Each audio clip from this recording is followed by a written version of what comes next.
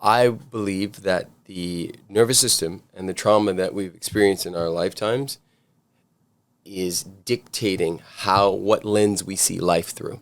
And it's, a prime example of this is so many people go to rah-rah seminars and things like that, and they fix their mindset on being positive.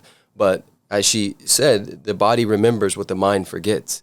And so if the body isn't given an opportunity to complete some of the shame and some of the trauma, some of the things that occurred in someone's lifetime, whether they be blunt traumas like accidents or rape or physical abuse, or more complex traumas and nuanced traumas like being called a faggot or being bullied or having a sister or brother with special needs and not being loved, or there's a million different ways that we get traumatized, and that trauma gets stuck in the body, and it informs the nervous system. And no matter how many affirmations or positive things we can say, if the body has not processed it, there will be friction. Yeah, we always like to think of that person who says all the right things, but your animal body's like, no, you're fucking lying, right? Like you've ever met that person where you're like, okay, you say all the right things and I should believe you, but I'm just a no to you and I don't know why. Yep. It's because our animal bodies are so wise and our animal bodies communicate with each other. So if my animal body's got a lot of heaviness and a lot of stuck trauma and fear and stories around what's safe and what's not safe, and you happen to represent something that's a seed of one of those traumas, I could be talking to you and my mind's like, oh, this is a perfectly safe dude. Nothing scary about him, right? We're having a conversation, but if my body's like, oh my God, he looks like that guy. Remember that guy in 8th grade who said that thing to you? Oh my God, okay. And so my energy's here, but my body's energy is closing. And so while you feel in my eyes, you feel I'm saying all the right things, and I've got the right mindset and all the things, I'm saying all the positive things, but my body is doing this. Your body's feeling that. So is that a, for lack of better words, is that a me problem or a you problem? Like if someone's giving off their own past shit and they're not congruent with what they're saying, is that what you're saying? Like if they're not congruent with the things they say and who they actually are, and we detect that, we're like, this person's not safe, is that our nervous system or mind saying, I'm not safe, or is it our intellectual senses picking up that usually their us. incongruency? It's usually you smelt it, you dealt it.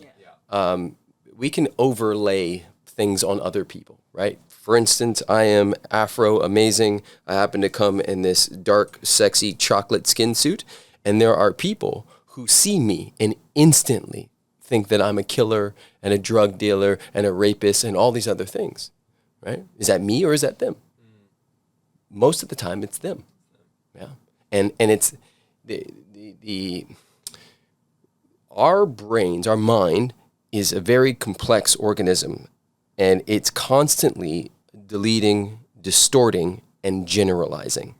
And so the name of the game is to understand that your mind is not like oftentimes telling the truth, that it's in reaction, and that it's going to project onto people to stay safe. It's easier to place blame than it is to take responsibility. And so you said, is it a them problem or a me problem? It's not a problem at all. It just is. And the game is to recognize, right? Because we can't intervene in a world we can't see. I can't do anything about what's not serving me if I don't know what's not serving me. Right? The moment I know that, then I can make a new decision about that and start to recognize, right? Prime example, when I had Smile Surf School and I was teaching surf lessons, I was coaching. I just couldn't get any clients, right? I was in self-development. I knew all the right positive affirmations, but my body hadn't processed not just the trauma that occurred to me, but my dad's and his dad's and his dad's. And so I was living out a story, an ancestral story from my parents. And so I had to go in and do the work and continue to do the work to free up the space where I can have an identity that says success is probable here. So this takes up space in the nervous system? Yes. Your past trauma stuff. So it makes a lot of sense because when you're saying like the ancestral stuff and how long ago was it? Maybe like 2 years ago, two and a bit years ago, I I did heaps of that stuff as well, and like in this realm, in this, we're like, how does it make sense for us to carry shit from our parents? It doesn't make sense, kinda. And then when you really understand energy, it makes all the sense in the world. And then I was doing this work, and I remember dropping back into this strange place, looking over my mum, and I was like, I literally was holding guilt of not being there for my mum when she was a kid. And I was like, this doesn't make any fucking sense. But I'm like, but the fact that it's alive and it was guilt and anger, I was like, and I did this thing, released it, and I was like, and I didn't tell anybody about it, like outside the circle did it, right? Because I'm like, how do you explain this shit to someone? like, what do you say? Like, so I did this weird thing this weekend.